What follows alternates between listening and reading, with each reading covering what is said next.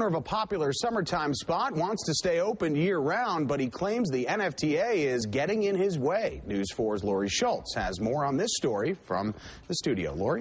Well, Joe, it was a great summer at the small boat harbor in Buffalo, and the owner of Doug's Dive wants to keep the momentum going. There's one problem. He needs the landlord to sign off on a lease extension.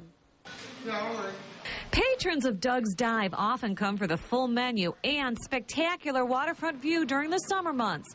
ELLE HEFFNER would like to see the restaurant open year-round. We lived in Wanaka for a long, long time, and the winter lakescape is wonderful. Winter on the waterfront is just what Tucker Curtin wants. He operates the restaurant under a lease with the NFTA, which expires in a few weeks. He's hoping to warm the place well after the boating season ends, but claims he's now in a dispute with his landlord. It irks me. I believe they're not in touch, okay? And I believe that, they've controlled this waterfront for so long, and people have stood by and let them do that. It's time for them to take another look at what they have here. NFTA board members insist they're behind the year-round restaurant.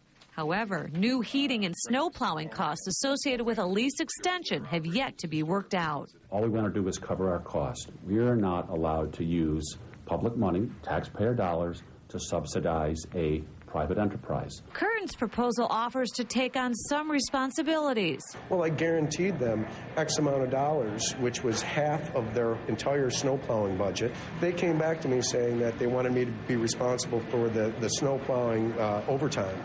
If he's going to keep the restaurant open beyond October, the owner says he has to know soon. He's got to market the place for the winter. He claims when he started to do so a few weeks ago, the NFTA threatened to end his lease.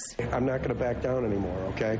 For the greater good of my business, I would like to keep 25 people employed. This view is $1 million view, whether it's middle of July or the middle of January. There's something to be said about our waterfront. Well, lawyers for both sides are now involved. They're expected to meet in the very near future to hammer out the kinks. The clock is ticking because that lease expires October 15th. Live, Lori Schultz, News 4.